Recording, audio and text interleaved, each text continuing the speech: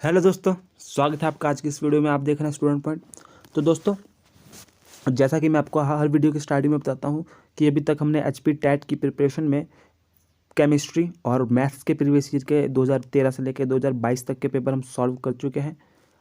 और उसके बाद हमने केमिस्ट्री का कंटेंट पोर्शन कर लिया दोस्तों। और अब हम फिजिक्स के प्रीवियस ईयर के पेपर सॉल्व कर रहे हैं, जिसमें हमने 4 पेपर 2021 और 2022 के दो पेपर सॉल्व कर चुके हैं, जुलाई और दिसंबर वाले। और आज हम 2020 का दिसंबर वाला पेपर सॉल्व करेंगे और उसके बाद 2020 का ही जून वाला पेपर सॉल्व करेंगे। तो दोस्तों, अगर आपने ये वीडियो देख ली है तो अच्छा है दोस्तों। अगर नहीं देखी है तो प्लेलिस्ट बनी हुई है फिजिक्स की, मैथ्स, केमिस्ट्री की, फिजिक्स की, मैथ्स की और केमिस्ट्री के कंटेंट पोर्शन की अलग से सबकी प्लेलिस्ट बनी हुई है, जिसमें आप इजीली सारी वीडियोस सीक्वेंस वाइज देख सकते हैं। ठीक है, जिससे आपके सारे टॉपिक क्लियर हो। दोस्तों, एक बात और करनी है कि आप वीडियो देख रहे हैं, व्यूज़ अच्छे आ रहे हैं, जो जो आवर्स हैं, वाचिंग आवर्स हैं, वो भी अच्छे हैं, परंतु आप चैनल सब्सक्राइब नहीं कर रहे हैं। तो चैनल भी सब्सक्राइब कीजिए, जिससे मेरे चैनल की रीच बढ़े, लोगों तक पहुँचे। और उसके अलावा दोस्तों, अपने दोस्तों तक भी शेयर कीजिए और कमेंट जरूर कीजिए। आप मुझे बताइए कि मैं क्या इम्प्रूवमेंट ला सकता हूँ। अगर आप बताएंगे तभी मुझे पता चलेगा कि मैं क्या इम्प्रूवमेंट ला सकता हूँ, क्या अच्छा है, क्या बुरा है, और क्या किया जा सकता है। ठीक है दोस्तों, तो चलते हैं वीडियो की ओर। और जैसे ही एचपी टैट की प्रिपरेशन ख़त्म होती है, अगर उसके बाद आपको सी टैट के भी पेपर्स पेपर्स प्रीवियस ईयर के पेपर चाहिए, जैसे कि मैथ्स का सी टैट कंटेंट पोर्शन आता है। मैथ्स अगर आप सी टैट की प्रिपरेशन कर रहे हैं, आप में से कोई भी सी टैट का पेपर भी भरा है, तो उसकी भी अगर आपको प्रीवियस ईयर की वीडियो चाहिए तो कमेंट बॉक्स में जरूर बताएं। तो मैं 25 तारीख के बाद, क्योंकि आपका जो सी टैट का पेपर है वो अगस्त में जाके है, तो मैं 25 तारीख के बाद मैथ्स की जो प्रीवियस ईयर की वीडियोज़ है, मैथ सेक्शन की वीडियोज़ है, वो डालना स्टार्ट कर दूंगा। ठीक है, और जब वो ख़त्म हो जाएगी तो साइंस की डाल लूँगा। अगर आप चाहते हैं तो वो कमेंट में जाकर जरूर बताएं। ठीक है दोस्तों, तो वीडियो को स्टार्ट करते हैं और हम देखते हैं ये 2020 का दिसंबर का पेपर। ठीक है, तो स्टार्ट करें। तो ये क्वेश्चन बोल रहा है कि अब the refractive index of material equilateral prism is √3, then the angle of minimum deviation of the prism. ठीक है दोस्तों, तो इसमें ध्यान रखना, आपको क्या पूछा है, minimum deviation of the prism पूछा है। ठीक है, minimum deviation of the prism पूछा है। और आपको पता है कि जो प्रिज्म का एंगल होता है वो 60 डिग्री होता है। तो इसका जो फॉर्मूला होता है दोस्तों, ठीक है, फॉर्मूला होता है, तो आपको कुछ बातें याद रखनी पड़ेगी। जैसे कि आपको रिफ्रैक्टिव इंडेक्स दिया है √3, आपको एंगल दिया है 60, जो एज प्रिज्म इज इक्वलेटरी, तो 60 डिग्री का होता है। क्यों होता है 60 डिग्री? क्योंकि देखो इस तरह से होता है प्रिज्म। तो आपको पता है कि जब से कि तीनों साइड बराबर है तो इसका एंगल 60 डिग्री होगा।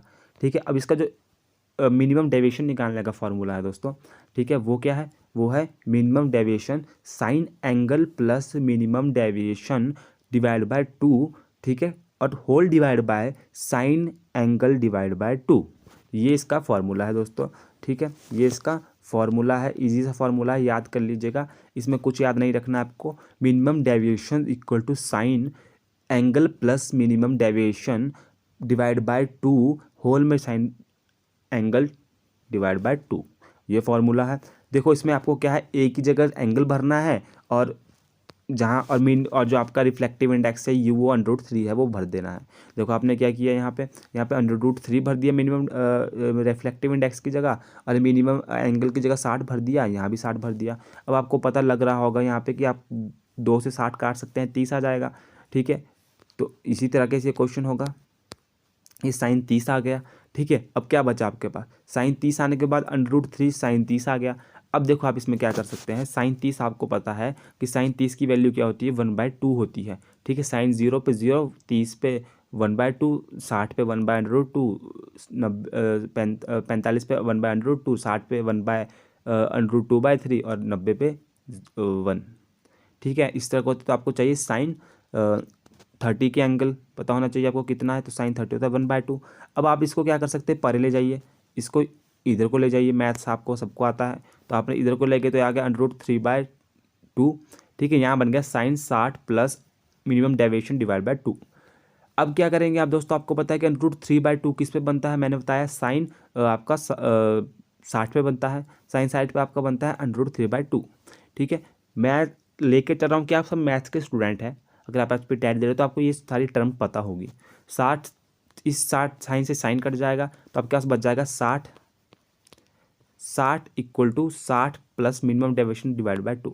अब आप इसको क्या है, 2 को इधर ले जाइए, परे को 60 के साथ को इधर को ले जाइए। ठीक है, तो ये क्या है, गुना हो जाएगा इसके साथ, तो आ जाएगा 60 इंटू क्या जाएगा दोस्तों, 60 into 2 into 60 plus minimum deviation. ठीक है, इसको गुना करेंगे तो ये आएगा 120। ठीक है, अब ये मिनिमम डेविएशन वाला इधर को ले जाइए तो ये आ जाएगा आपका -60। तो क्या आ जाएगा, मिनिमम डेविएशन 160 - 60 और 60 डिग्री आपका इसका आंसर आ जाएगा दोस्तों। अगर आपको क्वेश्चन समझ आएगा तो दोस्तों बहुत अच्छी बात है, अगर नहीं आएगा तो फिर से बैक जाके इसे दोबारा देखिए, ये आपको समझ आ जाएगा, मैंने बहुत अच्छे से एक्सप्लेन किया है। अब क्वेश्चन आता है कि an electric bulb of 60 watt is used for the 6 hour per day, how many unit of energy are consumed in 1 day by the bulb. देखो दोस्तों, इसमें भी कुछ नहीं करना, आपको पता है कि 60 वाट क्या है, उसकी पावर है, 60 वाट पावर है और 6 आवर यूज़ हो रहा है। ठीक है, तो ये बोल रहे हैं कि 1 डे में वो कितनी एनर्जी यूज कर रहा है, तो आपको एनर्जी का फॉर्मूला पता है, पावर इंटू टाइम। ठीक है, तो यही लगेगा इसमें, चलो देखते हैं। देखो, पावर ऑफ इलेक्ट्रिक बल्ब है 60 वाट और 60 वाट है। अब इसमें जो आपका क्वेश्चन है इसमें यूनिट्स में दिया है और आपको पता है कि यूनिट्स किसको बोल रहे हैं, किलो वाट आवर होती है। वन मतलब अगर 1 यूनिट है जो कोई भी चीज़, तो वो किलो वाट आवर में होगी, किलो वाट आवर में होगी। अगर आप उसे यूनिट लिख रहे हैं इलेक्ट्रिसिटी के केस में, तो आपको क्या है, इसे वाट से वाट आवर में चेंज करना, किलो वाट में चेंज करना पड़ेगा। आपको पता है किलो मतलब है 1000, तो अब इसे 1000 से डिवाइड कर देंगे। ठीक है, क्या कर देंगे, 1000 से डिवाइड कर देंगे। जब आप 1000 से डिवाइड कर देंगे इसे, तो आ जाएगा 0.060 आ जाएगा। ठीक है, तो आप इसे 600 के आगे इसको कट, इसे रहने भी देंगे लिखना, तो ये बन जाएगा 0.06 किलोवाट। क्या बन जाएगा, 0.06 किलोवाट। अब टाइम यूज 6 आवर। ठीक है, अब एनर्जी आ गया, energy is equal to power into time taken, 0.06 kilowatt into 6 hour. ठीक है, अब देखो, अब आप क्या करेंगे, इसको गुना करेंगे तो यह जाएगा 0.36 किलोवाट आवर। तो मतलब जो energy consumed by the bulb is 6 hour में कितना कर रहा है, वो कर रहा है 0.36 यूनिट। ठीक है दोस्तों, मैं आशा करता हूं कि आपने कंटेंट पोर्शन का पढ़ा हुआ है। ठीक है, अगर मेरे पास अब टाइम होता तो मैं इसका कंटेंट पोर्शन भी फिजिक्स का लाता, उसके बाद प्रीवियस ईयर के पेपर सॉल्व करता, परंतु मेरा इसमें मानना था कि अगर मैं प्रीवियस ईयर के पेपर पहले लाता हूँ तो आपने अभी तक कंटेंट पोर्शन पढ़ लिया होगा, तो आपको उससे आइडिया हो जाएगा कि क्या क्या पेपर में आ रहा है और किस तरीके से उसे सॉल्व करना है। इसलिए मैंने कंटेंट पोर्शन ना लाके प्रीवियस ईयर पेपर लाए, ताकि आपने कंटेंट पोर्शन तो अभी तक पढ़ लिया होगा, क्योंकि आप तैयारी कर रहे हैं, तो अब आप सीधा प्रीवियस ईयर पेपर देख के आइडिया लग सकता है कि कैसे क्वेश्चन आते हैं और कैसे इन्हें सॉल्व किया जाता है। तो ये आपको आंसर आ गया आपका 0.36 यूनिट दोस्तों। अब आगे बात करें, अप थ्रस्ट डिपेंड अपॉन। देखो, अप थ्रस्ट क्या होता है, जब आप पानी में, आपने ये टॉपिक पढ़ा होगा, ये 10th का टॉपिक है, 10th का जो टॉपिक है उसका है ये डेंसिटी वाला टॉपिक है ये, कि अगर क्या है अप थ्रस्ट डिपेंड अपॉन, मतलब अप थ्रस्ट क्या होता है, जब आप पानी में कोई चीज़ डालते हैं तो उसमें एक अप थ्रस्ट फोर्स लगती है, पानी जो फोर्स लगाता है वो अप थ्रस्ट फोर्स होती है, और एक ग्रेविटी फोर्स लगाती है, पानी लगाता है ऊपर की ओर, उसे ऊपर लाने के लिए, और ग्रेविटी उसे नीचे डुबोने के लिए फोर्स लगाती है पानी के अंदर। ठीक है, तो अप थ्रस्ट वही होता है। तो इसमें पूछा कि अप थ्रस्ट डिपेंड किस पे करता है। देखो, अप थ्रस्ट डिपेंड करता है वॉल्यूम पर, डेंसिटी पर, एक्सेलरेशन ड्यू टू ग्रेविटी पर। मैंने बोला कि मैंने आपको क्या बताया कि जो पानी है, जैसे इसमें, ठीक है, पानी है इसमें दोस्तों, तो पानी के अंदर आपने जैसे बॉल डाली है, देखो पानी के अंदर आपने बॉल डाली है, अब ये जो पानी है ये लगाएगा इसके ऊपर, जो पानी है ये लगाएगा इसके ऊपर की ओर अप थ्रस्ट फोर्स, ग्रेविटी लगाई इसको नीचे को फोर्स। ठीक है, और ये डिपेंड करेगा, ये डूबेगी बॉल की नहीं डूबेगी, इसकी डेंसिटी, पानी की डेंसिटी और इसकी डेंसिटी पर। ठीक है, तो जो अप थ्रस्ट डिपेंड अपॉन, ये अप थ्रस्ट किस पर डिपेंड करती है, ये वॉल्यूम पर भी करती है, डेंसिटी पर भी करती है, और एक्सेलरेशन ड्यू टू ग्रेविटी पर भी करती है दोस्तों। ठीक है, कोई पानी में चीज़ डूबेगी या नहीं डूबेगी वो डिपेंड करता है उसकी डेंसिटी पर। अगर बॉल की डेंसिटी पानी की डेंसिटी से ज़्यादा है तो वो डूब जाएगी। ठीक है, अगर उस पर ग्रेविटेशनल फोर्स ज़्यादा है और अप थ्रस्ट फोर्स नीचे से कम लग रही है तब भी वो डूब जाएगी। ठीक है, अगर अप थ्रस्ट फोर्स ऊपर की ओर ज़्यादा लग रही है तो नहीं डूबेगी, अगर बॉल की डेंसिटी पानी की डेंसिटी से कम है वो तब भी नहीं डूबेगी। ठीक है दोस्तों, तो मैं आशा करता हूँ कि आपने समझ पाया होंगे इसको। आगे चलते हैं, तो ये ऑल ऑफ दीज होगा इसका, thrust depend upon volume, density and the acceleration due to gravity. यहाँ पे आप पढ़ सकते हैं, ऐसे आप स्क्रीनशॉट ले सकते हैं। When a body is the immersed fully और partially in a fluid it experience a upward force that is equal to the weight of the fluid displaced by it. ठीक है दोस्तों। अब thrust volume of the body into density of liquid into acceleration due to gravity. तो अब thrust depend करती है तीनों पर, volume of the body, density of the liquid and the acceleration due to gravity. इसे आप स्क्रीनशॉट ले सकते हैं, अपने पास इंपॉर्टेंट है। ठीक है दोस्तों, आगे चलते हैं। The work done on a body does not depend upon. देखो वर्क डन जो बॉडी का होता है वो किस पर डिपेंड नहीं करता। देखो वर्क डन जो बॉडी का होता है वो फोर्स अप्लाइड पर डिपेंड करता है, क्योंकि वर्क होता है फोर्स इनटू डिस्प्लेसमेंट। वर्क होता है फोर्स इनटू डिस्प्लेसमेंट। तो बेसिकली सी बात है, नॉर्मल सी बात है कि ये फोर्स पर तो डिपेंड करेगा ही करेगा। डिस्प्लेसमेंट, तो डिस्प्लेसमेंट इधर डिस्प्लेसमेंट पर भी डिपेंड करेगा। Angle between force and displacement, देखो अब एफ डॉट डी है तो आपको बताया कि स्केलर प्रोडक्ट है, जब आप इसको कन्वर्ट करोगे तो एफ डी क्या करोगे आप, साइन थीटा लिखोगे इसे आगे की ओर, तो मतलब एंगल पे भी डिपेंड करेगा, उसी हिसाब से वर्क डन हमारा डिसाइड होगा। Initial velocity of the body पर कभी डिपेंड नहीं करेगा दोस्तों, किस पे, initial velocity of the body पर कभी डिपेंड नहीं करेगा। क्यों नहीं करेगा, क्योंकि इनिशियल वेलोसिटी जो भी है उसकी वो तो उस वेलोसिटी से चल रहा है, परंतु अब क्या है वर्क कर रहे हैं उस पर आप अलग से फोर्स लगा रहे हैं, उसकी डिस्प्लेसमेंट उस हिसाब से चल रही है। तो ये इसका एक हुआ। तो इसका जो गलत है वो है सेकंड, मतलब यही इसका आंसर है, जो गलत है वही सही है, initial velocity of the body. समझ आशा करता हूँ समझ आया। Work done by any force is the product of the force of the direction of the displacement and the magnitude of the displacement. The work done depend on the force and the displacement. When force is displacement is the perpendicular to each other, the work done is zero. Hence, work done also depend upon the angle between the force and the displacement, but not on the velocity of the moving object. तो मैं आपको समझा चुका, ये यही बोल रहे हैं कि वो वर्क एंगल पर भी डिपेंड करता है, वर्क डन आपका फोर्स पर भी डिपेंड करता है और डिस्प्लेसमेंट पर भी डिपेंड करता है। आगे चलते हैं दोस्तों, आगे क्वेश्चन की ओर बढ़ते हैं।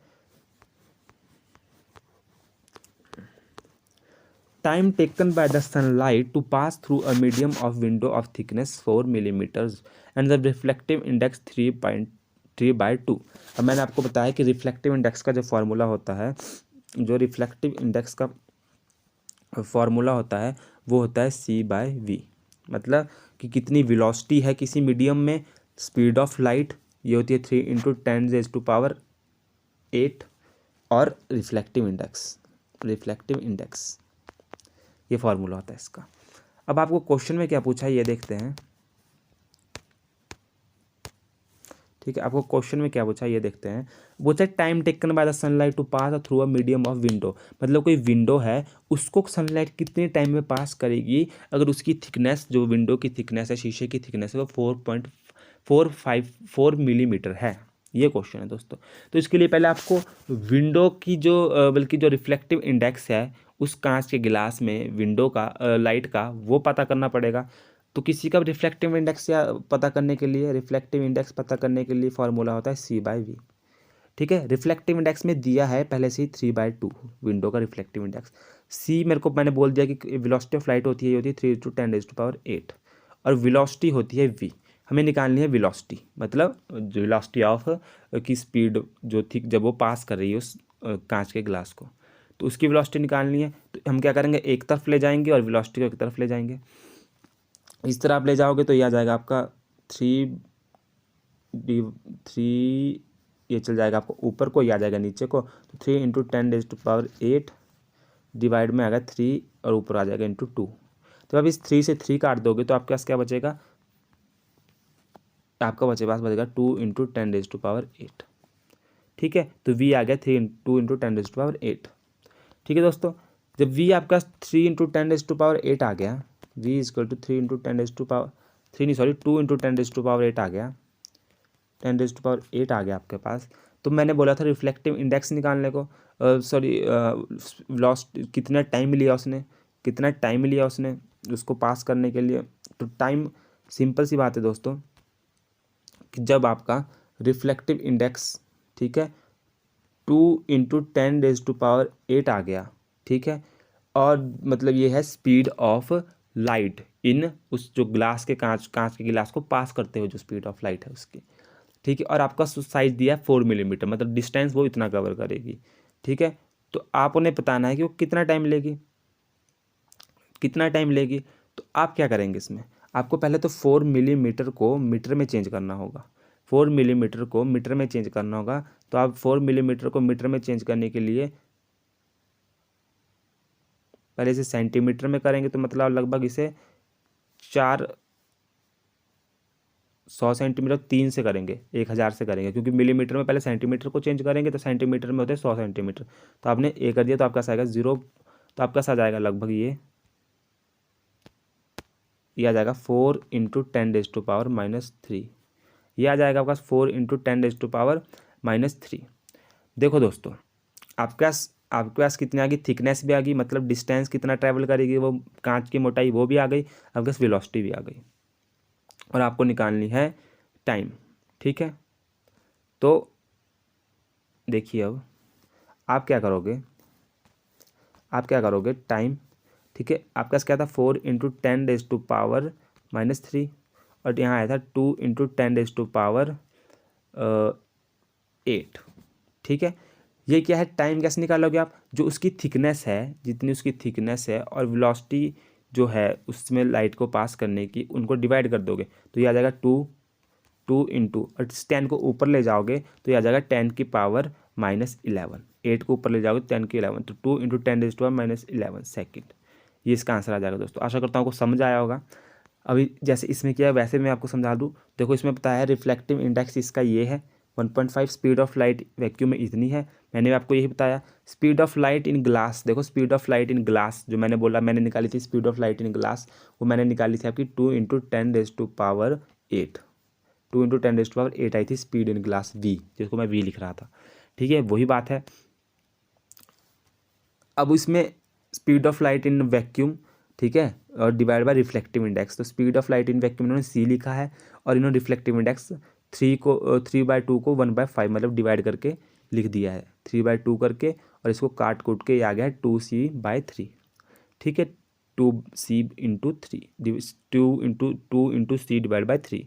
ठीक है, उसका इन्होंने टाइम टेकर में क्या किया, थिकनेस इन्होंने निकाली है, जो मैंने निकाली थी 4 इंटू 10⁻⁻3, और speed of light in glass इन्होंने ये निकाली है, इसको इन्होंने ऐसे लिख दिया। उसके बाद इन्होंने 2c/3 को ऊपर ले गए, 2 से ये काट दिया, तो ये काट कूट के इनका ये आ गया, उसका सी, उनका इन्होंने सी की वैल्यू पुट की। उसके बाद इन्होंने क्या किया, सी की वैल्यू पुट की, इन दोनों को काटा, और ये आ गया। करने का तरीका अलग, थोड़ा सा इन्होंने वैल्यू पहले नहीं डाली थी, मैंने पहले ही वैल्यू निकाल के ये क्वेश्चन कर दिया, तो आपको मेरे को लगता है समझ आ गया। आपको कुछ नहीं करना, फिर से बता दूँ, पहले आपको velocity of light in glass में निकालनी है। वेलोसिटी ऑफ लाइट इन जब आप ग्लास निकालोगे, ठीक है, उसका मैंने आपको बताया है कि रिफ्लेक्टिव इंडेक्स क्या है।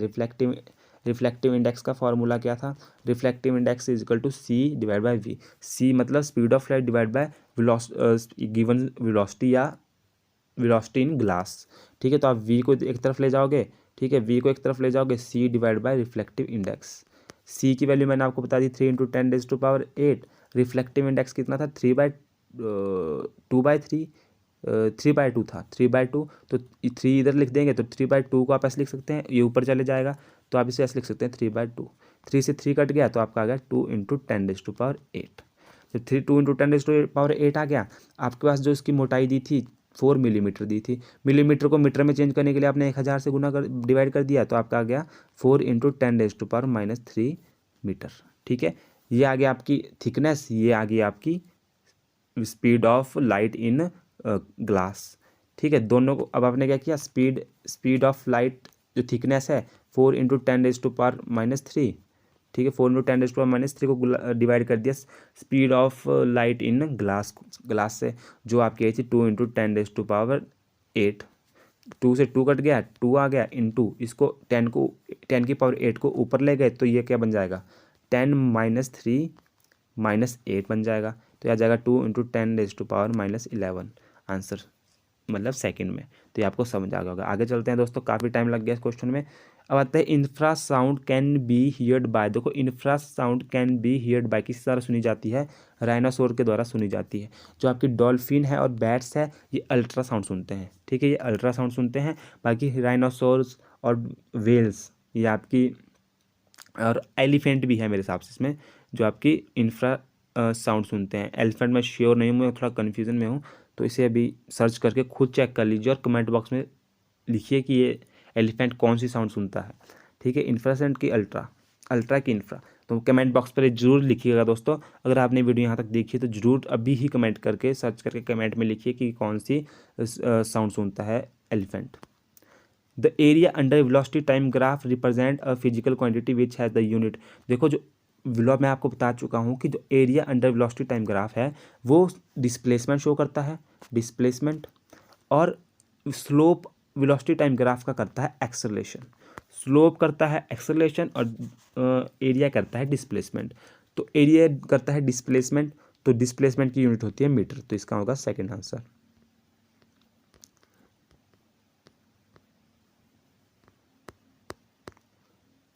ये वो ईयर dinosaur has the extremely good ears and ये animal they can be completed in version.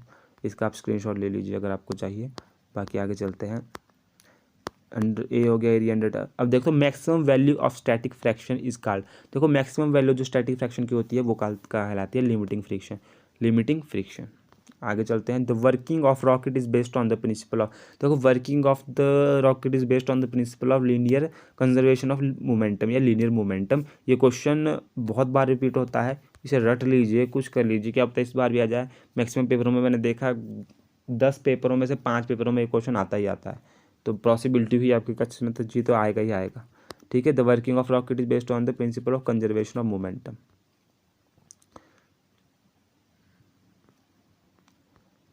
Working of rocket, फिर से क्वेश्चन रिपीट हो गया कि working of the rocket is based on the principle of conservation of momentum. The working of rocket is the based on the, फिर से यही आ गया screenshot, working of the principle. Which of the following waves are use in sonar. देखो सोनार में कौन सी waves use होती है, तो उसमें होती है अल्ट्रासोनिक वेव। कौन सी वेव यूज होती है सोनार में? Ultrasonic wave. सोनार ये वो वाला सोनार नहीं है दोस्तों जो सोने का काम करता है, सोनार सोना बनाता है। सोनार मतलब नेविगेशन सिस्टम है ये एक, जो आपकी शिप्स में यूज होता है। आगे चलते हैं। Which of the following is the example of asteroid. तो ये क्वेश्चन मैंने अपने जो पोल था, जो मैं पोल डालता हूँ हर रोज़, या क्विज बोल दीजिए, क्विज डालता हूँ मैं अपने चैनल पे रोज़, तो उसमें मैं ये क्वेश्चन कर चुका हूँ कि विच of the following is the example of asteroid. तो एस्ट्रॉइड दोस्तों वो होते हैं जो हमारे सूर्य के अराउंड चारों ओर घूमते हैं। ठीक है, तो इनमें से which of the following is the example of asteroid, तो Ceres is the example of asteroid. तो दूसरा मेजर है वो क्या है, तारे होते हैं जो आपका सप्तऋषि को दूसरा मेजर बोलते हैं। ठीक है, तो मून सियरस होगा इसका आंसर। मून तो हमारे पृथ्वी का मून है, जो हर एक की अपनी सैटेलाइट होती है, तुम्हारा मून है। ठीक है, तो ये हो गया। Asteroid are the small rocky object that orbit the sun. They are look like a planet but smaller, the often irregular shaped, mostly they are composed of a variety of rocks but some have a clay or metal। ठीक है दोस्तों। विच of the following is the example of asteroid हो गया दोस्तों। देखो ये पे list है दी मैंने, सेरस, अर्थ क्रॉसिंग एस्ट्रॉइड जो घूमते रहते हैं, एरस, जियोग्राफोस, हैथोर, हर्मस। तो ये सब देख लीजिएगा, स्क्रीनशॉट ले लीजिएगा, इतना नहीं आने वाला, आप सेरस ही याद रखिए। आएगा तो ये रिपीटेड क्वेश्चन आएगा, अगर आया, किस्मत अच्छी हुई तो आएगा, ये रिपीटेड ही आएगा अगर आएगा। The reflective index of medium is. देखो रिफ्लेक्टिव ऑफ मीडियम, जो रिफ्लेक्टिव इंडेक्स होता है वो डायरेक्टली प्रोपोर्शनल होता है ऑप्टिकल डेंसिटी के। ठीक है, और इन्वर्सली प्रोपोर्शन होता है, ये रिफ्लेक्टिव इंडेक्स होता है जो, ये डायरेक्टली प्रोपोर्शन होता है ऑप्टिकल डेंसिटी के। अगर आपका रिफ्लेक्टिव इंडेक्स ज़्यादा है तो ऑप्टिकल डेंसिटी भी ज़्यादा होगी। ठीक है, ऑप्टिकल डेंसिटी भी ज़्यादा होगी। और ये इन्वर्सली प्रोपोर्शन होता है स्पीड ऑफ लाइट के। मतलब क्या है कि किसी कांच की वस्तु जो हम क्वेश्चन कर रहे थे, कांच जिसका 4.4 मिलीमीटर जिसकी मोटाई थी कांच की, जिससे हम लाइट की स्पीड निकाली उसमें, तो अगर उसमें मोटाई बढ़ा दो आप, अगर आप उसकी मोटाई उसकी रिफ्लेक्टिव इंडेक्स बढ़ा दो तो उसकी ऑप्टिकल डेंसिटी भी बढ़ जाएगी, परंतु जो उसकी स्पीड ऑफ लाइट होगी ना, जो स्पीड उससे लाइट गुजरेगी, जिस स्पीड से उससे, वो बढ़ जाएगी। ठीक है, मतलब क्या है, वो घट जाएगी। मतलब क्या है कि वो कम स्पीड से घुसेगी, मतलब उसको अरे से परे जाने में ज़्यादा टाइम लगेगा। तो डायरेक्टली प्रोपोर्शन होता है ऑप्टिकल डेंसिटी की और इन्वर्सली प्रोपोर्शन होता है स्पीड ऑफ लाइट के। Optical density directly proportional to reflective index and inversely proportional of speed of light. दोस्तों देखो यहाँ लिखा है, आगे चलते हैं। What will be the frequency of bob of pendulum which complete 20 vibration in 1 meter. देखो इसका सिंपल सा फॉर्मूला है कि अगर किसी frequency of bob of pendulum, frequency निकालनी है, ठीक है, 20 वाइब्रेशन कर रहा है दोस्तों, मतलब 20 वाइब्रेशन कर रहा है, और कितने मिनट में कर रहा है ये, 60 कितने मिनट में कर रहा है ये कर रहा है 1 मिनट में, मतलब 60 सेकंड में, 60 सेकंड में। इसको इससे काटेंगे तो यह आ जाएगा 1/3, और इसको सॉल्व करेंगे तो यह आ जाएगा लगभग आपका 0.0339, मतलब 0.33 हर्ट्ज करके, ठीक है। तो आगे देखते हैं इसको ढंग से। देखो पहले तो मैं इसकी आपको थोड़ी ब्रीफ दे लूँ। मैंने जो मैंने प्रीवियस ईयर के फिजिक्स के पेपर रखे हैं इसमें मैंने थोड़ा सा ब्रीफ करके आपको रखा है कि आपको कॉन्सेप्ट भी समझ आए। वन ऑक्सीलेशन होता है one complete to find and fro. देखो ऑक्सीलेशन क्या होता है, one complete to and fro motions of the oscillation. मतलब ऑक्सीलेशन क्या कि ये अरे परे, मतलब यहाँ से जा रहा है यहाँ से जा रहा है, टू एंड फ्रो मोशन होता है oscillation. Body is called one oscillation. Frequency क्या होती है कि number of oscillation made by the body in 1 second. देखो इसका एग्जांपल कैसे लेंगे, जो आपकी घड़ी है, घड़ी की जो पेंडुलम वाली घड़ी होती है वो क्या करती है, अरे परे जाती है, ठीक है, तो वो क्या है, ऑक्सीलेशन है, जो वो अरे परे जा रही है। और फ्रीक्वेंसी क्या है कि वो कितनी बार 1 सेकंड में अरे परे जा रही है। मान लो वो 1 सेकंड में एक बार ही अपनी फिर से उसी पोजीशन में आ रही है, मतलब वो गई और फिर से उसी पोजीशन में आ गई, 1 सेकंड में एक बार जा रही है, तो उसकी फ्रीक्वेंसी क्या होगी, 1 हर्ट्ज हो गई, ठीक है। अगर वो 10 बार आ रही है 1 सेकंड में तो उसकी फ्रीक्वेंसी कुछ और हो जाएगी, ठीक है। तो समझ रहे हैं फ्रीक्वेंसी क्या होता है कि उस पॉइंट पे फिर से वो कितने सेकंड में आ रही है। टाइम पीरियड हो गया कि टाइम उस एक ऑक्सीलेशन में उसने कितना टाइम लिया, टाइम पीरियड होता है वो, एक ऑक्सीलेशन में उसने कितना टाइम लिया। It taken time to body to complete 1 oscillation. और मतलब उस पेंडुलम ने एक बार अरे से फिर से उस पोजीशन में आने के लिए कितना टाइम लिया, अपनी उसी पोजीशन में जहाँ से वो चला था, तो वो हो गया आपका time period. Hence frequency of the time period are the calculated as follow.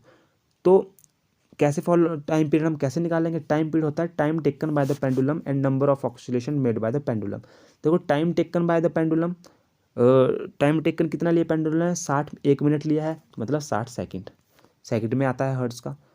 और number of oscillation made by the pendulum, number of oscillation 20, तो 20 × 60, 3 आ गया, ठीक है। अब आपको ये तो आ गया आपका टाइम पीरियड। और फ्रीक्वेंसी क्या होती है आपको पता है, फ्रीक्वेंसी इन्वर्सली प्रोपोर्शन होती है टाइम पीरियड के 1/t। तो फ्रीक्वेंसी इज इक्वल टू 1/3। तो यहाँ से निकालोगे तब भी आपका आंसर क्या आएगा, 0.33 आएगा, ठीक है, 0.33 आएगा जैसे इन्होंने किया है। Time taken by the pendulum and number of the oscillation made by pendulum 20 bye,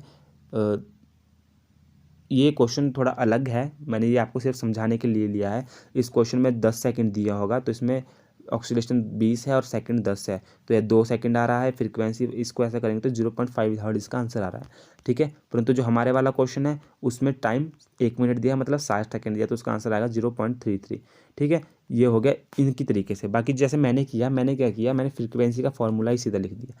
frequency का फॉर्मूला क्या होता है कि नंबर ऑफ ऑक्सीलेशन कितने किए उन्होंने, नंबर ऑफ ऑक्सीलेशन, और वो कितने टाइम में किए, टाइम पीरियड, टोटल टाइम, ठीक है, टाइम टोटल टाइम को डिवाइड कर देना है। नंबर ऑफ ऑक्सीलेशन 20 किए, टोटल टाइम कितने लगाए, 60 सेकंड लगाए, ये आ गया आपका 1/3। इसको कन्वर्ट करके 3 ठीक है, फिर से 1 आ गया तो 0 तो 0.33 हर्ट्स। अब आप मेरे तरीके से कीजिए, इनके तरीके से कीजिए, जैसा आप करना वैसे कीजिए।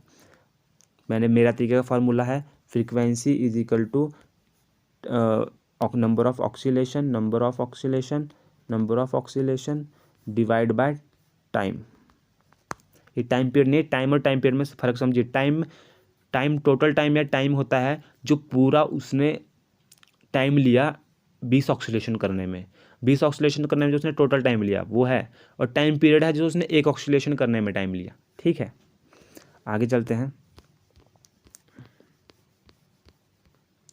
Which of the following is the not a member of solar system?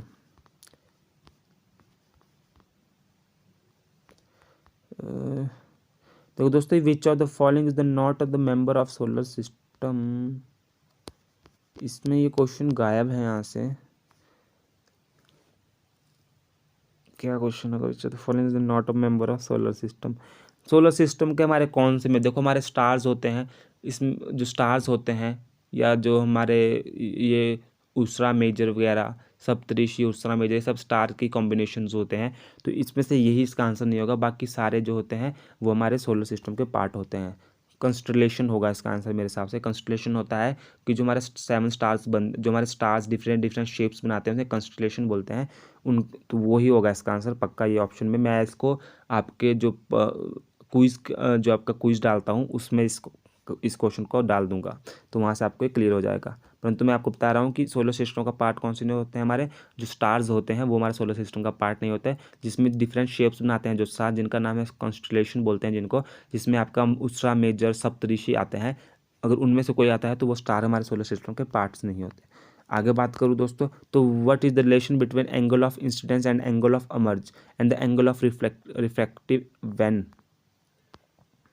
ये देखिए दोस्तों यहाँ पे ये उसके का पार्ट है। आगे, the constellation is the not a member of the solar system. The solar system is the consist of sun and star, the planet and the satellite. Moons मतलब जो हमारी satellites, asteroid, meteors and compacts, मतलब constellation इसका not member of the solar system. बाकी ये सब solar system के parts होते हैं। इसका स्क्रीनशॉट ले लीजिए, अपने पास नोट कर लीजिए। आगे चलते हैं, what is the relation between angle of incidence, ठीक है, angle of incidence, angle of emerge and angle of refractive when refraction occur in the rectangle glass slab. देखो ये कोई रेक्टेंगल ग्लास स्लैब है, ठीक है, मैं समझाने के लिए बता रहा हूँ। जैसे आपने यहाँ से कोई लाइट मारी, ठीक है, यहाँ से आपने कोई लाइट मारी, वो रिफ्लेक्ट हुई ऐसे, और उसके बाद फिर से क्या है, देखो पहले तो आपको थोड़ा ढंग से बताता हूँ इसे। देखो ये मान लीजिए आपका कोई ग्लास स्लैब है, ठीक है, देखो आपकी यहाँ से आपकी लाइट आई, ठीक है, आपके यहाँ से लाइट आई, और ये लाइट आपको पता है कि जब वो क्या है, वो जब किसी डेंसर मीडियम से, रेयर मीडियम से, ये होता है रेयर मीडियम, ये होता है रेयर मीडियम जो खाली खाली होता है, जैसे ये है रेयर मीडियम। और जो डेंसर मीडियम होता है, जैसे ग्लास है, ये डेंसर मीडियम है, ठीक है, जो ग्लास है ये क्या है, डेंसर मीडियम। जब ये रेयर से डेंसर मीडियम में आएगी तो वो, तो दोस्तों इस तरीके से हमारा एक नॉर्मल होता है, नॉर्मल ये, तो ये रेयर से जब डेंसर में आती है तो ये नॉर्मल की तरफ बैंड होती है। किसकी तरफ बैंड होती है, नॉर्मल की तरफ बैंड होती है। ये होती है हमारी नॉर्मल की तरफ बैंड, इस तरह से नॉर्मल की तरफ बैंड होगी, ठीक है, तो ये इस तरह से नॉर्मल की तरफ बैंड होगी ऐसे। और जब ये फिर से डेंसर से रेयर मीडियम में आएगी, जब ये डेंसर से फिर से रेयर मीडियम में आएगी तो ये फिर से नॉर्मल से दूर भागेगी, इस तरफ को भागेगी फिर से ऐसे, ठीक है, इस तरफ से भागेगी। ये इसका नॉर्मल है, ये इसका नॉर्मल है, ये इसका नॉर्मल है। तो जो एंगल ऑफ जो आपका इंसिडेंट होता है, ठीक है, जो एंगल ऑफ आपका एमरजेंट रे होता है, एमरजेंट कौन सा होता है, जो आपका यहाँ बनता है नॉर्मल के साथ, जो आपका यहाँ बनता है नॉर्मल के साथ वो होता है। एंगल ऑफ इंसिडेंट होता है जो आपका यहाँ पे बनता है नॉर्मल के साथ, और एंगल ऑफ रिफ्रैक्टिव इंडेक्स होता है जो आपका यहाँ बनता है नॉर्मल के साथ। तो इसका ये होता है कि जो ये एंगल होता है बाहर वाला और जो ये एंगल होता है अंदर वाला, ये दोनों बाहर वाले एंगल होते हैं। जो एमरजेंट एंगल, जो बाहर वाला इंस्टेंट एंगल है, और ये वाला बाहर वाला एमरजेंट एंगल है, ये इक्वल होते हैं। और जो आपका अंदर वाला एंगल होता है रिफ्रैक्टिव एंगल आर, ये इनसे छोटा होता है, क्योंकि ये बैंड हो जाता है तो ये एंगल छोटा बन जाता है। तो आपको आशा करता हूँ समझ आया होगा। तो इसका जो आंसर बनता है वो बनता है कि एंगल आई और एंगल आर इक्वल होते हैं, ठीक है, एंगल आई एमरजेंस रे और एंगल इंस्टेंट रे इक्वल होते हैं, ठीक है, और ग्रेटर देन होते हैं एंगल आर से, ग्रेटर देन होते हैं एंगल आर से, रिफ्लेक्टिव इंडेक्स से ग्रेटर देन होते हैं। तो इसका आंसर है दोस्तों ए, ठीक है। आगे चलते हैं, a spherical bubble of air in glass slab will act as, ये करता है एक्ट डाइवर्जेंट लेंस की तरह, क्योंकि ये लाइट को डाइवर्जेंट करता है, एक तरफ फोकस नहीं करता, डाइवर्जेंट करता है, अलग अलग रंग शो करता है। तो इसका आंसर होगा B. Bubble will act as convex lens because concave lens have negative focal length, concave lens की तरह ये रिएक्ट करता है, और कनकेव डाइवर्जेंट लेंस होता है दोस्तों। Name the device which is use to detect small electric current, आपका दोस्तों गैल्वेमीटर होता है जो स्मॉल करंट को डिटेक्ट करता है, गैल्वेमीटर। ठीक है, एमीटर होता है जो करंट को मेजर करता है, वोल्ट मीटर होता है जो वोल्टेज को मेजर करता है, और एमीटर होता है सीरीज में कनेक्ट, वोल्ट मीटर होता है पैरेलल में connect. Name the material which is use to make permanent magnet. देखो परमानेंट मैग्नेट आपने पढ़ा होगा सॉफ्ट आयरन, परंतु जो ये एल निको होता है मतलब एल्यूमिनियम, एल से एल्यूमिनियम, एन से निकल और CO से कोबाल्ट, ये भी सॉफ्ट आयरन में यूज़ होता है। ठीक है, तो इसका आंसर ऐसे तो इसमें एल मतलब एन निको दिया है, एल्यूमिनियम, निकल एंड कोबाल्ट, परंतु सॉफ्ट आयरन भी परमानेंट मैग्नेट बनाने में यूज़ होता है। तो आप कमेंट बॉक्स पर कमेंट में जाके प्लीज़ अपना आंसर बताइए कि इसका क्या आंसर होगा। कमेंट बॉक्स जाके अपना आंसर बताइए कि आपको क्या लगता है इसका आंसर क्या होगा। ठीक है, आगे चलते हैं। The force acting on a stationary charge in a uniform magnetic field is. देखो फोर्स एक्टिंग जब स्टेशनरी चार्ज पे करती, स्टेशनरी चार्ज होता है यूनिफॉर्म मैग्नेटिक फील्ड में, तो उसमें जो फोर्स देखो दोस्तों उसी का है। Steel is the use to make the permanent magnet because when steel bar is the magnet to the ये तो दोस्तों इससे का रिलेशन नहीं है इससे। Force acting on the stationary charge in uniform magnetic field is zero. तो याद रखना कि कितनी होती है, जीरो होती है स्टेशनरी चार्ज पर जो फोर्स एक्ट करती है। Force acting on stationary charge in uniform magnetic field में जीरो करती है। आगे चलते हैं दोस्तों। A stone dropped from the bridge hits water after 2 second, what will be height of the bridge if the acceleration of the stone is 9.8 metre second square. ठीक है, metre second पर स्क्वायर। तो दोस्तों कुछ नहीं, इसमें स्टोन ड्रॉप किया उन्हें ब्रिज से, तो इसमें टाइम दिया है, मेरी हर बात ध्यान से सुनिए दोस्तों समझ आएगा। स्टोन जो टाइम दिया है ये दिया है ना 2 second. What will be the height of the bridge, हमारे को निकालनी है height of the bridge. If the acceleration of the stone, acceleration of stone कितना उन्होंने बोला है 9.8 मीटर सेकेंड इन स्क्वायर। देखो हमारे को ऐसा रिलेशन फाइंड करना है, हमें निकालनी है डिस्प्लेसमेंट, मतलब हमें निकालनी है हाइट। देखो आप अगर S is equal to u t plus half AT square वाला फार्मूला यूज़ करोगे, देखो इसकी जो इनिशियल वेलोसिटी होता है U होता है इनिशियल वेलोसिटी। ठीक है, तो आपको पता है कि इनिशियल वेलोसिटी तो इसकी क्या है, ज़ीरो है, क्योंकि जब हाथ में था तब तो उसकी कोई वेलोसिटी थी नहीं, जीरो है। जब वेलोसिटी जीरो तो टाइम भी जीरो हो जाएगा इसका, तो मतलब ये वाली टर्म तो जीरो हो जाएगी पूरी, ये वाली टर्म तो जीरो हो जाएगी पूरी। ठीक है, प्लस हाफ A, एक्सेलेरेशन क्या है 9.8, 9.8, टाइम क्या दिया है इन्होंने 2 सेकेंड, 2 सेकेंड स्क्वायर। देखो डिस्प्लेसमेंट, मतलब डिस्प्लेसमेंट को आप हाइट लिख दीजिए, क्योंकि हाइट जितना उसने ऊपर से नीचे आया वो डिस्प्लेसमेंट भी है और वही हाइट है। ठीक है, तो हाइट लिख दीजिए, तो 1/2, 1/2। ठीक है, यहाँ भी 2 का स्क्वायर है, तो 4 × 4 × 9.8, ये आ गया दोस्तों, ये आ गया। ठीक है, अब हम एक मिनट रुकिएगा दोस्तों।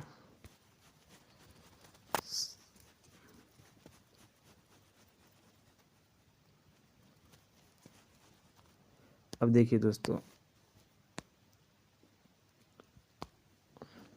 ये आ गया आपका इक्वेशन 1/2, 1/2 × 4 × 9.8।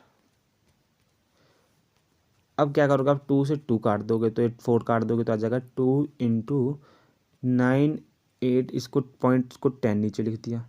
ठीक है, 98 को इंटू कर दो 2 से, तो ये लगभग आपका कितना आ जाएगा, 8 दूनी 16, 6 1 9 दूनी 18 और 1 19, 196।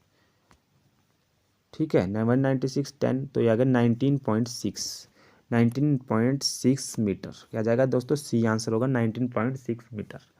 आगे देखते हैं, jet plane flies in the air because. देखो जेट प्लेन क्या है, फ्लाइज क्यों करता है एयर में। देखो ये इन्होंने जिस तरीके से किया है, जो ये मैंने आपका आंसर निकाला है, इन्होंने क्या किया है कि इन्होंने initial velocity 0, time 2 second, acceleration 9.8। ठीक है, इन्होंने भी ये फार्मूला लगाया है कि इन्होंने डिस्प्लेसमेंट वाला 0 डाल दिया, जैसे मैंने किया 90.6। ठीक है, ठीक है, और ये आ जाएगा आपका 19.6 मीटर डेप्थ। मतलब ये क्या है, इसकी जो डिस्प्लेसमेंट है अगेंस्ट, जो माइनस का निशान ये बता रहा है कि इसकी डिस्प्लेसमेंट क्या है अंगेस्ट किसके है, ग्रेविटी के है। ठीक है, ये ग्रेविटी के है। परंतु हमारी जो डिस्प्लेसमेंट थी, हमने ब्रिज से फेंका था तो हमारी जो डिस्प्लेसमेंट थी वो ग्रेविटी के साथ थी। तो ये थोड़ा क्वेश्चन जो मैंने आंसर निकाला है ये थोड़ा सा अलग है, इस पे मत जाइए, क्योंकि इसमें नेगेटिव साइन शो करता है कि आपका जो डिस्प्लेसमेंट है वो ग्रेविटी के अगेंस्ट है, परंतु हमारे तो ग्रेविटी के साथ है, हमने तो ब्रिज से फेंका नीचे को, ग्रेविटी भी उसी तरफ लग रही है। ठीक है, तो आगे चलते हैं। Jet planes in air flies in air because of thrust of air balance its weight. ठीक है, of thrust of air balance its weight. Water waves are, देखो मैंने बहुत बार ये क्वेश्चन आ चुका है, फिर से बता रहा हूँ। Water waves are combination of longitudinal and transfer waves. ठीक है, ये बोथ की होती है, और साउंड वेव लॉन्गिट्यूडनल वेव होती है। What is the relation between kinetic energy and momentum. देखो काइनेटिक एनर्जी क्या होती है, 1/2 mv² काइनेटिक एनर्जी होती है, इतना आपको पता होगा दोस्तों। अब आप इसको काइनेटिक एनर्जी को m से इंटू कर दो, डिवाइड भी कर दो, m² v² 2m बन गया। देखो आपने m से इंटू भी किया और डिवाइड भी किया, तो m, और मोमेंटम क्या होता है आपका, p = mv होता है मोमेंटम, तो p² = 2m, p² = 2m। ठीक है, तो क्या रिलेशन हुआ काइनेटिक एनर्जी का, काइनेटिक एनर्जी = p² / 2m, तो ये आपका आंसर हो गया ए। आगे चलते हैं दोस्तों। Density of water is 1000 kg/m³ and relative density of the silver is 10.5, then the water is the density of silver. तो दोस्तों कुछ नहीं निकालना, डेंसिटी ऑफ वाटर पहले से दी है, रिलेटिव डेंसिटी ऑफ सिल्वर निकालनी है। ठीक है, and what is the density of silver. ठीक है, तो मैंने बताया है कि रिलेटिव डेंसिटी कैसे निकालते हैं। ये चेंज क्यों हो रहा है, रिलेटिव डेंसिटी देखो दोस्तों कैसे निकालते हैं, रिलेटिव डेंसिटी कैसे निकालते हैं, जो आपकी डेंसिटी आपको जिसकी डेंसिटी निकालनी है, जैसे डेंसिटी ऑफ सिल्वर निकालनी है तो मैं ds लिख रहा हूँ डेंसिटी ऑफ सिल्वर को, और डिवाइड करते हैं इसको डेंसिटी ऑफ वाटर से। ठीक है, डेंसिटी ऑफ सिल्वर निकालनी है, डिवाइड कर दिया डेंसिटी ऑफ वाटर से, और आपका रिलेटिव डेंसिटी ऑफ वाटर क्या दी है, 1000 दी है, and relative density of silver क्या दी है, 10.5 दी है, मतलब रिलेटिव डेंसिटी ऑफ सिल्वर दी है 10.5, तो यहाँ इसकी जगह डाल दो 10.5। डेंसिटी ऑफ सिल्वर आपको निकालनी है तो उसे यहीं रखिए, डेंसिटी ऑफ वाटर आपको दी है 1000। ठीक है, ठीक है, डाल दिया आपने। अब डेंसिटी ऑफ सिल्वर, इसको इधर ले जाइए, इसको इधर ले जाइए, तो आपका डेंसिटी ऑफ सिल्वर निकल जाएगा। देखिए कैसे, देखो डेंसिटी और रिलेटिव डेंसिटी का फार्मूला होता है, रिलेटिव डेंसिटी का फार्मूला होता है density of the silver divide by density of water. ठीक है, density of silver divide by density of water. Density of silver आपके पास निकालनी है, डेंसिटी ऑफ वाटर 1000 दी है और रिलेटिव डेंसिटी 10.8 दी है। ठीक है, डाल दी। उसका डेंसिटी ऑफ सिल्वर इज, आपने क्या किया, इसको इधर ले गए, तो आपने इसको 1000 से इंटू कर दिया, मतलब तो यह क्या आ जाएगा, यह यहाँ से कट जाएगा, तो इससे कट गया तो आ गया 10800। ठीक है, तो 10800 आपका आंसर होगा, 10500। ठीक है, 10500, हमारे पास 10.5 दिया है इधर, इसलिए 10500 इसका आंसर होगा। आशा करता हूँ समझ आया होगा। विच of the following physical quantity remain constant when the particle is moving in a circle with uniform speed. तो इसकी काइनेटिक एनर्जी हमेशा दोस्तों याद रखना, काइनेटिक एनर्जी क्या रहती है, कांस्टेंट रहती है। ठीक है, which one of the following quantity remain constant, कब कांस्टेंट रहेगी, जब when particle is moving in circular with uniform speed. Circle में यूनिफॉर्म स्पीड के साथ जब वो क्या कर रहा है, पार्टिकल मूव कर रहा है सर्कुलर विद यूनिफॉर्म स्पीड, तो इसकी जो यूनिफॉर्म क्या रहेगी, इसकी काइनेटिक एनर्जी यूनिफॉर्म रहेगी। डिस्प्लेसमेंट चेंज होगी, वेलोसिटी चेंज होगी, क्योंकि वेलोसिटी चेंज होगी क्योंकि इसका जो, जब आप कोई भी चीज़ यूनिफॉर्म सर्कुलर मोशन में है, कोई भी चीज़ जब आप कोई भी चीज़ अगर सर्कल में है दोस्तों, तो आपको पता है कि सर्कल में क्या है, कोई भी चीज़ यहाँ से इस तरह से घूमेगी, इस तरह से घूमेगी, और जब इस तरह से घूमेगी तो अपनी वो डायरेक्शन चेंज कर रही है। देखो डायरेक्शन इस तरीके से होती है, 4 डायरेक्शन, और जब यहाँ से घूम रही है, कभी वो ईस्ट में आ रही है, वेस्ट में आ रही है, साउथ में आ रही है, तो डायरेक्शन चेंज हो रही है, तो मतलब क्या है, वेलोसिटी हो रही है, वो वेलोसिटी चेंज हो रही है, वेलोसिटी चेंज हो रही है तो मतलब क्या एक्सेलरेशन चेंज हो रहा है। ठीक है। तो डिस्प्लेसमेंट चेंज हो रहा है इसका, तो तीनों चीज़ें चेंज हो रही, सिर्फ काइनेटिक एनर्जी है कांस्टेंट रहती है। आगे चलते हैं। Which of the following is likely to have the minimum frequency voice. तो अ मैन की होती है मिनिमम फ्रीक्वेंसी वॉइस, ठीक है, मिनिमम फ्रीक्वेंसी वॉइस होती है मैन की, और बेबी गर्ल की सबसे ज़्यादा फ्रीक्वेंसी होती है, ठीक है दोस्तों। Magnifying power of convex lenses, देखो magnifying power of convex lens is always positive, तो always greater than 1। A answer होगा इसका दोस्तों, ए आंसर। आगे चलते हैं। देखो therefore the magnetic produce by the convex lens, concave lens बोला है दोस्तों, ये कन्वेक्स बोला है, कन्वेक्स बोला है, always greater than 1, A answer होगा इसका। बाकी जो ये मैंने आपका बताया इधर, ये है कन्वेक्स कनकेव लेंस की, ठीक है, ये है कनकेव लेंस की जो लेस होगी, कन्वेक्स लेंस की ग्रेटर देन 1 होगी और कनकेव लेंस की लेस देन 1 होगी। आगे चलते हैं। Linear magnification of plane mirror is, plane mirror की होगी +1। ये मैं सारे आपको पोल्स में भी डाले हैं मैंने क्वेश्चन, अपने जो पोल्स में डालता हूँ उसमें मैंने ये क्वेश्चन डाले हुए हैं। और अगर अभी तक आपने 89 क्वेश्चन तक आपने वीडियो देख लिया है, जिसने भी देखी है, बहुत कम लोग होंगे जिन्होंने देखी होगी अगर, तो 89 जाके कमेंट में लिख दीजिएगा प्लीज़ दोस्तों। अगर आपने यहाँ तक देखी तो मुझे पता लग जाएगा कि कितने लोग मेरी वीडियो यहाँ तक देख रहे हैं, मतलब लास्ट तक देख रहे हैं। तो अगर जो यहाँ तक पहुँच चुका है तो वो 89 जरूर लिखें। अगर आप यहाँ तक नहीं पहुँचे तो इसका मतलब है कि आपने यहाँ तक ये वीडियो नहीं देखी है। मैं समझूंगा कोई भी मेरी वीडियो पूरी नहीं देख रहा है। आगे चलते हैं। Conductivity is measured in, conductivity measure होती है दोस्तों, इसका आंसर होगा फर्स्ट, ठीक है, फर्स्ट मीटर इनवर्स। तो दोस्तों यहाँ पे ये वीडियो ख़त्म होती है।